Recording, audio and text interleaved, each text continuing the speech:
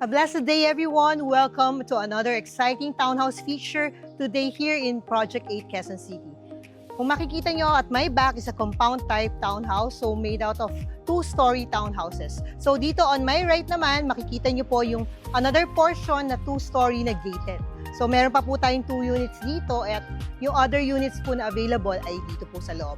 This compound type townhouse unit comprises of 32 units. Napaka-strategic ng location dahil nandito po tayo sa EDSA Muñoz, near Congressional, malapit din po sa EDSA.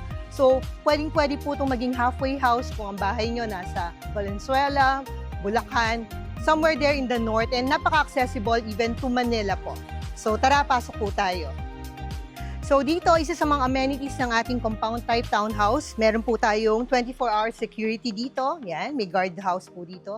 Even sa may unahan po yan. Meron din po tayong electric fence. Yan. Kaya safe na safe po ang iyong family dito. So dito naman po, meron tayong play area para sa ating mga kids. So living in a secured townhouse, pero at the same time, meron po tayong mini community ng mga kids dito. So kung meron pong maglalaro ng mga bata, so meron din po sila mga kalaro from your own compound. So, di ba, okay na okay para sa ating mga kids. So, meron silang recreational time para hindi lang puro sila cellphone or tablet ng tablet.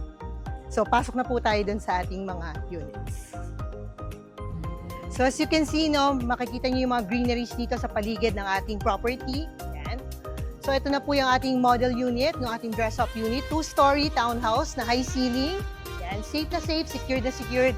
Napakalapad din ng street sa ating inner. So, meron po tayong fire exit dito. Ito naman po yung ating 2-car garage. Actually, one siya. Pwede siyang gawing 2-car with a car lift. So, pasok po tayo.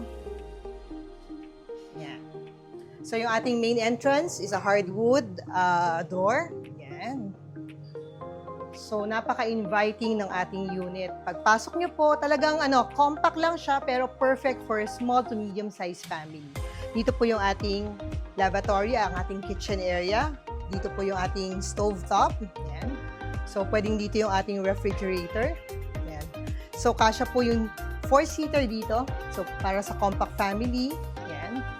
So, dito naman po, meron na pong ayos dito ng sofa natin. So, pwedeng yung gayahin at an inspiration on how you would decorate your house. Yan. So, dito sa side na to, meron po tayong powder room. Yan. So, complete. May water closet, may toilet bowl, at merong ventilation yung ating bathroom. Hi! Yan. So, yung ating stairs, senior-friendly po siya. Maganda yung rise.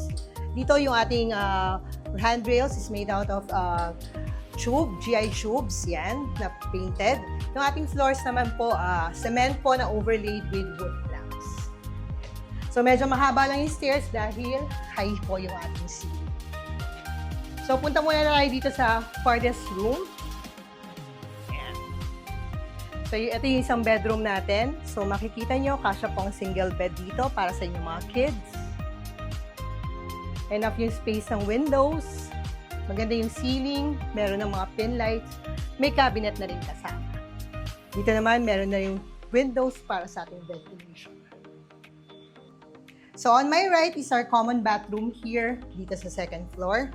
Yan. So, complete full toilet and bath with shower, with exhaust fan. Yan. And then, here's another bedroom here. Yan. So, para rin sa kids nyo or sa guests. So, fit for single bed. May cabinet na rin pong malaki. Yan o. Ganyan kalaki po. Tapos may provision na rin po for window type air condition. Dito sa space na to, ito naman po yung ating master bedroom. Ayan. So, yung ating master bedroom, meron ng ensuite toilet and bath. So, pasok po tayo sa ating master bathroom. Ayan. So, nakikita nyo, napakalaki. Solid po yung mga nilagay na tiles. Napakaganda ng matching ng colors. Meron na rin po tayong cabinets. Ayan. Simple, minimalist, pero functional po yung ating unit.